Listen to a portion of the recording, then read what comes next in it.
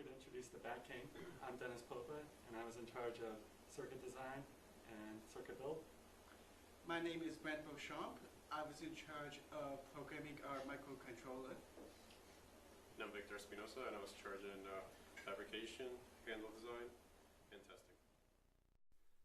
Our objective with the Batcane was to take an ordinary white cane for blind people and modify the handle to allow the user to detect overhead objects which could pose a hazard to them.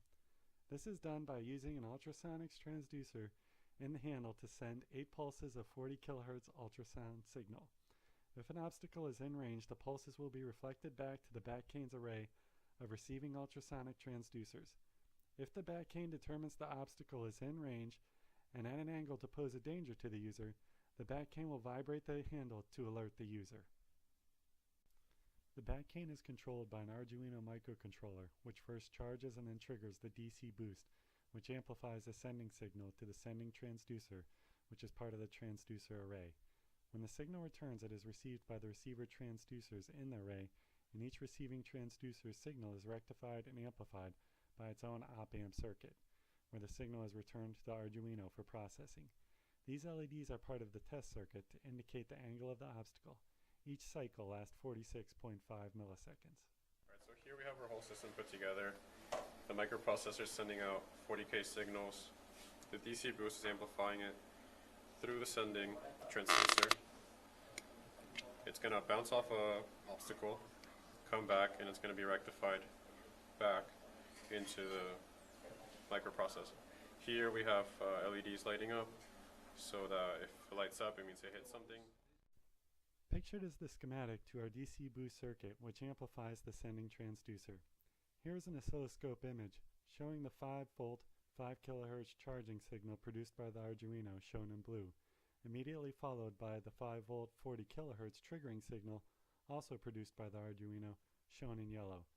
This oscilloscope image shows the 70-volt output signal from the DC boost, which powers the sending transducer. Pictured in this schematic is the rectifier circuit, of which there are 3, one for each receiving transducer.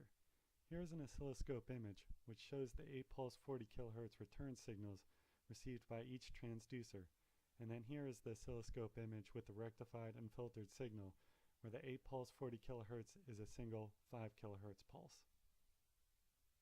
So we're going to use this blank as our obstacle, and we're going to see if our system detects it. We're standing about a meter away from our transducer, and it looks like it's able to detect it.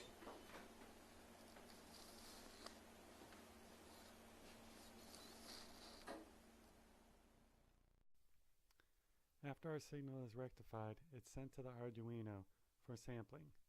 To ensure real-time sampling, we peak search at 40 kHz with a relative accuracy of plus or minus 2%.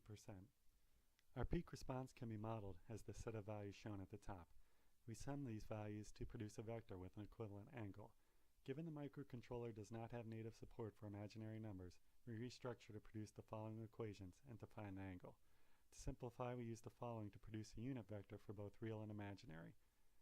Provided fixed values of theta, we can now use a simple comparison with precompiled conditions.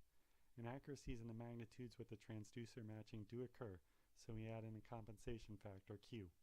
Other inaccuracies require a nonlinear scaling component to fully compensate it. In addition, we would wish to operate above the noise floor condition and exclude it from the calculation.